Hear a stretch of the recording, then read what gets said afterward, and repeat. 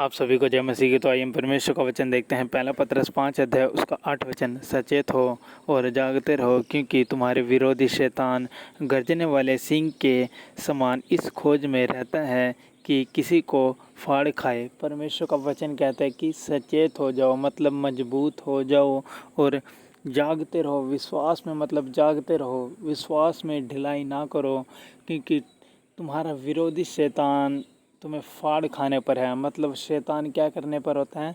शैतान हमें पाप में गिराने पर होता है। शैतान हमसे पाप करवाने के लिए रेडी रहता है कि वो कोई गलती की मतलब हम कोई गलती करें और वो हमें पाप में गिरा दे।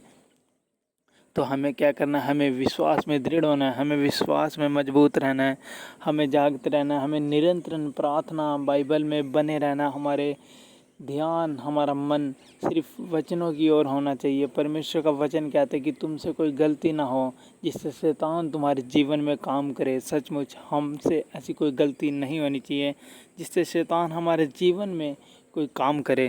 और आगे देखिए वचन, विश्वास से दृढ़ होकर और यह जानकर उसका सामना करो कि तुम्हारे भाई जो संसार में हैं ऐसी ही दुख सह रहे हैं।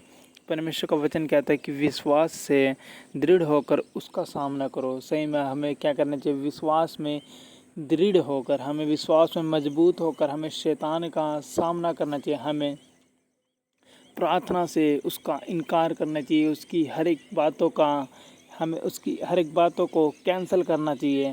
प्रार्थना करके हमें उसके हर एक बुरे कामों को आउट करना चाहिए अपने जीवन से। परमेश्वर का वचन कहता है कि तुम दृढ़ हो जाओ विश्वास में। हमें दृढ़ होना पड़ेगा, तभी शैतान हमारे सामने नहीं टिक पाएगा। परमेश्वर का वचन कहता है कि तुम्हारे भाई जो संसार में है जैसे दुख सह रहे हैं। सचमुच जिस तरह जो लोग परमेश्वर को नहीं जानते, शैतान उनके जीवन में काम करता है, निरंतर वो उनके जीवन में काम करता रहता है और उनको पता नहीं चलता। फिर उनके जीवन में अचानक से मुसीबतें आती हैं, उनके जीवन में परेशानियां रहती हैं, दुख विलास में वो फंसे रहते हैं, वो व्यभिचार में फंसे रहते हैं, बुरे कामों में मतलब फंसे रहते हैं, क्योंकि वो परमेश्वर को नहीं जानते, उसके वचनों को नहीं जानते। हम जानते हैं ना उसके वचनों को, तो हमें उन संसार के लिए भी हमें निरंतर प्रार्थना करनी चाहिए कि वो लोग भी बचाए जाएं।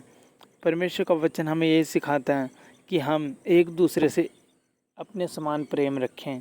हमें वैसे ही करना है जिस तरह वचन कहता है कि तुम जागते रहो और दृढ़ रहो।